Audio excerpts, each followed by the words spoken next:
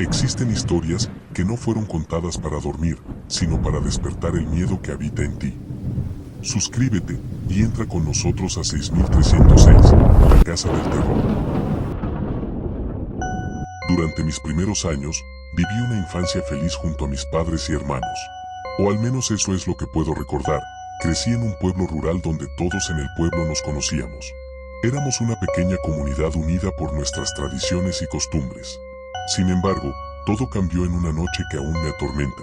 La noche fría de octubre envolvía el pequeño y remoto pueblo rural de México donde crecí. Era un lugar apartado, casi olvidado por el mundo exterior. No había electricidad ni comodidades que se encontraran en los pueblos cercanos. Estaba alejado de la civilización, pero para mí, era mi hogar el cual aún recuerdo con cariño.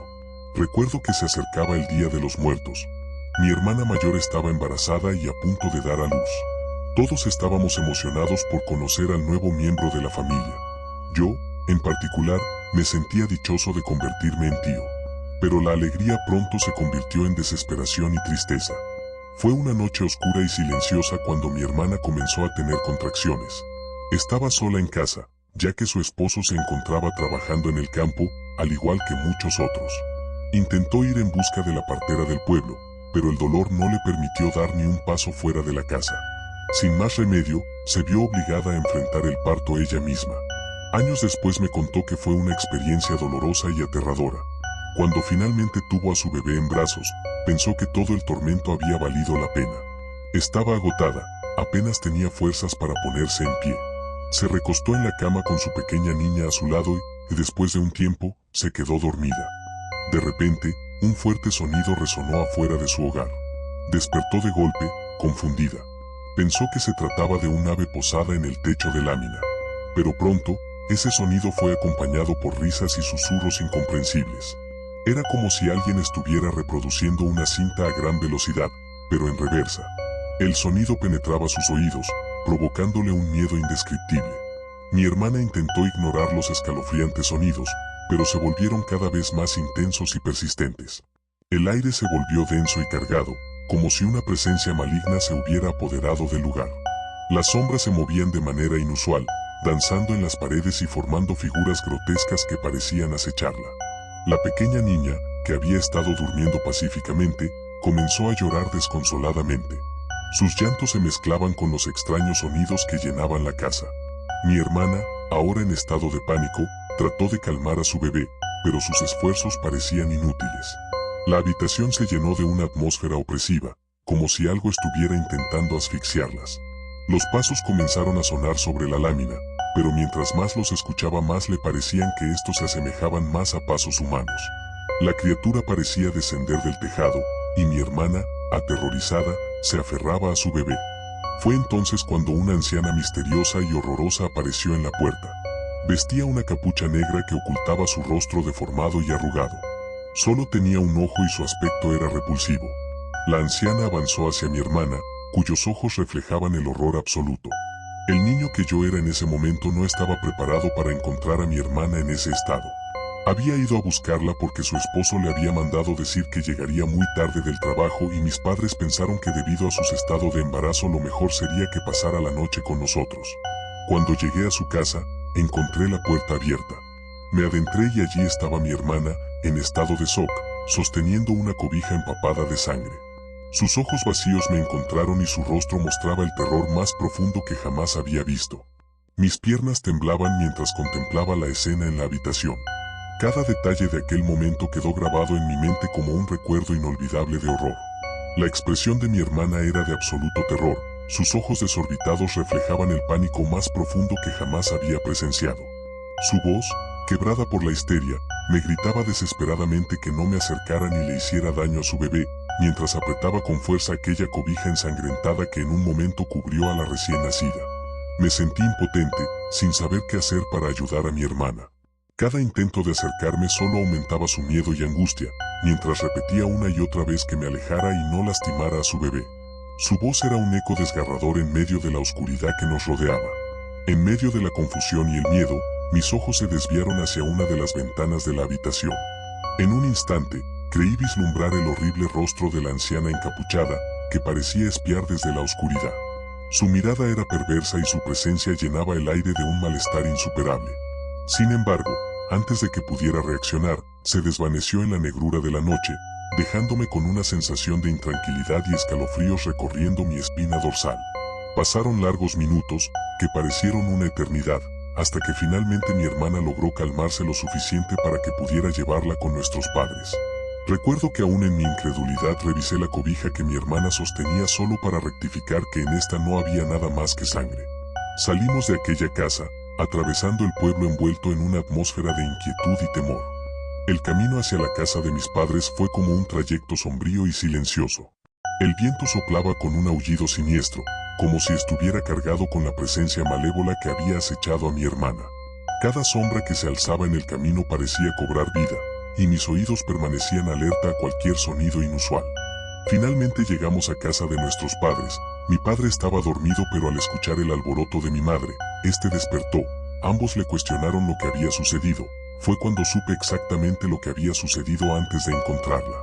Todo aquello lo contaba mientras abrazaba fuertemente aquella cobija ensangrentada en la cual no se hallaba ningún rastro de su bebé.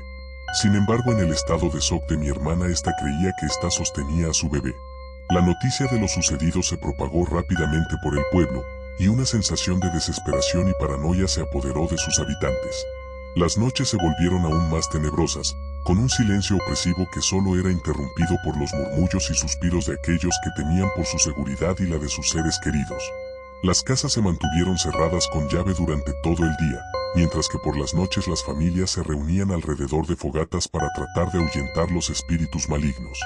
Las calles estaban desiertas y las tiendas permanecían cerradas, sumiendo al pueblo en un estado de aislamiento y miedo constante.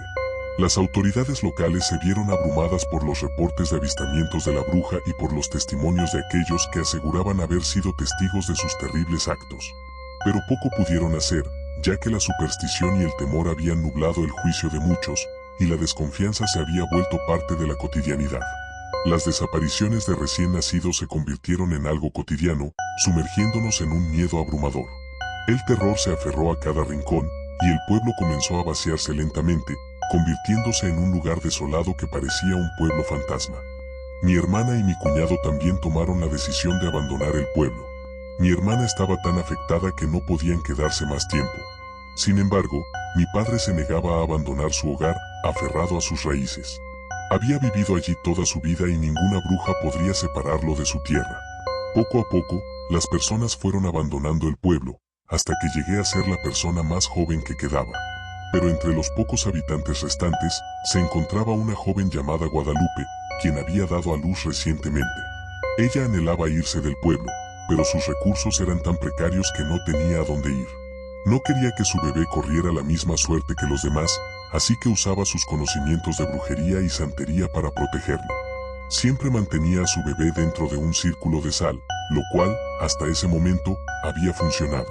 Una noche, cuando la luna estaba oculta entre nubes densas, Guadalupe escuchó un crujido en el exterior de su casa. Los perros del pueblo aullaban lastimeramente, presintiendo la llegada de la malévola presencia.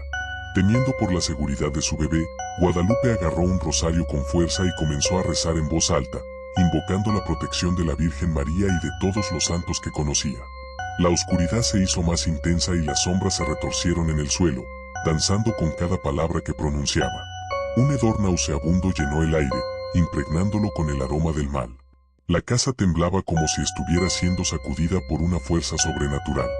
De repente, la puerta comenzó a crujir violentamente, como si algo intentara abrirla desde afuera.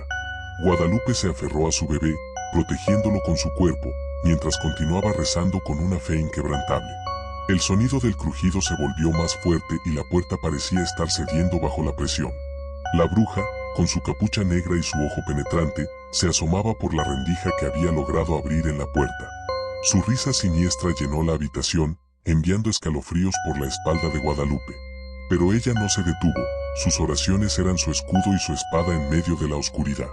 Con cada palabra pronunciada, la luz del rosario brillaba más intensamente, envolviendo a Guadalupe y su bebé en una cálida y sagrada protección. La bruja parecía cada vez más frustrada, y sus intentos de entrar a la casa se volvían más desesperados. Guadalupe pudo ver cómo las garras de la bruja intentaban alcanzarla, extendiéndose desde la rendija de la puerta como tentáculos oscuros y retorcidos. Pero su fe era más fuerte, y con voz temblorosa pero decidida, continuó rezando sin descanso. Los minutos se hicieron eternos mientras Guadalupe hacía todo lo posible para que ésta no entrara. Finalmente, cuando los primeros rayos del sol comenzaron a asomarse en el horizonte, la presencia maligna se desvaneció en una humareda oscura, como si la luz del día la rechazara. Guadalupe cayó de rodillas, agotada pero aliviada de que la pesadilla hubiera terminado. Abrazó a su bebé con ternura, agradecida de que estuviera a salvo.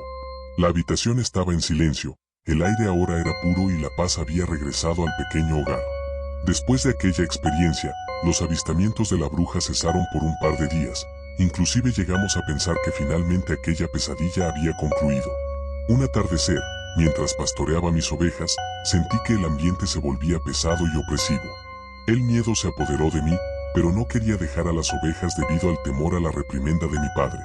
Apresuré el paso para reunirlas, pero de repente, escuché aquella horrible voz distorsionada a lo lejos, proveniente del campo donde pastaban las ovejas. Me detuve y observé una figura femenina que me miraba fijamente. Mi visión se volvió borrosa, y cada parpadeo parecía acercarla más. Luché por aclarar mi visión, pero la mujer continuaba aproximándose sin pausa. El miedo se aferraba a mí, y aquel fue el último recuerdo claro que conservo de ese día. El tiempo había transcurrido de manera extraña. Lo que para el resto de los habitantes del pueblo parecían días enteros, para mí habían sido solo un par de horas en un estado de confusión y desorientación. Mis padres estaban desesperados por encontrarme, y habían organizado grupos de búsqueda que recorrían el pueblo y sus alrededores en busca de alguna pista sobre mi paradero. Una noche, mientras la luna se ocultaba entre las nubes, desperté en medio del campo donde solía pastorear las ovejas. El frío de la noche me caló hasta los huesos, y la sensación de desorientación era abrumadora. No recordaba cómo había llegado allí, como dije antes, para mí solo habían pasado unas horas. Me sentía como si hubiera sido arrastrado a un mundo de pesadilla y estuviera luchando por regresar a la realidad. Busqué a las ovejas a mi alrededor, pero no había rastro de ellas. Me sentí culpable y preocupado, pero estaba demasiado aturdido para entender qué había pasado. Caminé un poco, tratando de encontrar alguna señal que me indicara cómo regresar a casa, pero me sentía como un sonámbulo, sin control sobre mis propios pasos.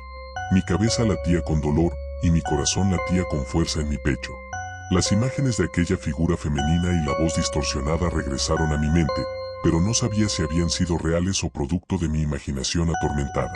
Me llevé las manos a la cabeza, tratando de calmar el torbellino de pensamientos. El silencio de la noche era interrumpido por el sonido de mis propios pasos, el cual se mezclaba con el susurro del viento entre los árboles cercanos. La oscuridad del campo se tornaba cada vez más densa, haciéndome sentir como si estuviera sumergido en un mar de sombras. La paranoia y la sensación de ser observado me invadían, y cada pequeño ruido me hacía saltar de miedo. Aunque no recuerdo por completo lo que sucedió después de aquel día, mis padres se encargaron de contarme los acontecimientos una vez que recuperé la conciencia, una semana después. Desperté en la cama, esposado, acusado de estar involucrado en el rapto de un menor.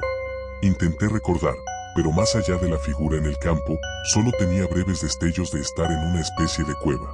Recordaba un olor horrible y, a continuación, la imagen de aquella anciana levantando mi cabeza y luego ella obligándome a beber un brebaje de sabor repugnante mientras recitaba palabras en latín. Estos son los recuerdos más vívidos que tengo, además de cuando desperté en el campo, pero los siguientes son simplemente imágenes borrosas del monte y partes del pueblo. Mis padres se encargaron de ponerme al tanto de lo ocurrido. Resulta que entré a la casa de Guadalupe, quien tenía una buena relación conmigo y no me vio como una amenaza para ella ni para su bebé. Aprovechando un descuido de Guadalupe, tomé al bebé de su cuna y salí corriendo de la casa. Guadalupe se percató y comenzó a perseguirme, alertando a las pocas personas que aún permanecían en el pueblo. Me exigían que me detuviera, ya que me dirigía directamente hacia el cerro donde se decía que se encontraba la bruja. A pesar de mi corta edad, corría con una velocidad sorprendente, lo que hacía imposible que me alcanzaran. Llegué al pie del cerro, donde aquella anciana se encontraba de pie en silencio. Los habitantes del pueblo, desde la distancia, observaron cómo le entregaba el bebé a la anciana. Esta, con el bebé en brazos, corrió adentrándose en el cerro, desapareciendo entre la espesura antes de que los habitantes pudieran llegar. Los lugareños se quedaron boquiabiertos, incapaces de comprender lo que acababan de presenciar. Las lágrimas de Guadalupe se mezclaban con gritos de desesperación mientras imploraba por la vida de su bebé. Me quedé de pie, inmóvil, mientras Guadalupe me empujaba y me reclamaba entre sollozos, preguntándome por qué lo había hecho. Pero antes de que pudiera responder, caí al suelo, sufriendo un ataque de epilepsia. Los pocos habitantes del pueblo se aferraron a la esperanza de que aún había tiempo para salvar al niño y se prepararon para adentrarse en el oscuro cerro en busca de la anciana y su terrible guarida. Sin embargo, sin importar lo mucho que buscaron, nadie jamás volvió a saber del bebé de Guadalupe. Mis padres intentaron convencer a las autoridades de que yo no tenía ninguna participación en los crímenes, pero el temor y la paranoia en el pueblo habían alcanzado su punto máximo. Las acusaciones sin pruebas concretas se multiplicaron, y fui señalado como el chivo expiatorio de los horrores que habían acechado al pueblo durante tanto tiempo. Mi juicio fue rápido y poco justo. Las pruebas en mi contra eran escasas y circunstanciales. Me condenaron a la correccional de menores hasta cumplir la mayoría de edad por crímenes que nunca cometí. Durante los años que pasé en prisión, el pueblo se hundió aún más en la oscuridad. La bruja había dejado su marca indeleble, y el terror se arraigó en el corazón de cada habitante. A pesar de no poder recordar nada con claridad y saber que actué impulsado por aquella bruja, siempre me he sentido culpable por haber entregado al bebé de Guadalupe a aquella mujer. El peso de la culpa me acompaña, y el recuerdo de aquel incidente persigue cada uno de mis pensamientos. Continuaron ocurriendo desgracias en el pueblo de la bruja, y la leyenda de su maldición se esparció más allá de los límites del pequeño lugar. Aquel lugar se convirtió en un sitio olvidado y temido por los viajeros, quienes evitaban pasar cerca de sus tierras. Los rumores de la bruja malvada que robaba bebés y sembraba el terror se propagaron incluso en otros pueblos y ciudades cercanas. Mi familia se vio estigmatizada por mi culpa y se convirtió en el blanco de las miradas acusadoras y los murmullos maliciosos. Abandonaron el pueblo en busca de un nuevo comienzo, lejos de los recuerdos dolorosos que lo habían consumido. Después de aquel fatídico suceso, las pocas personas que aún se habían quedado en el pueblo también lo abandonaron. El lugar se convirtió en un auténtico pueblo fantasma, donde solo quedaban los ecos del pasado y el vacío de lo que una vez fue una próspera comunidad. Con el tiempo, algunos valientes intentaron enfrentar a la bruja, organizando expediciones para adentrarse en el cerro donde se decía que vivía. Algunos aseguraban haber visto luces extrañas y escuchado risas diabólicas en las noches más oscuras. Sin embargo, nadie regresó con pruebas concretas sobre su existencia, y la leyenda se mantuvo como eso, una leyenda.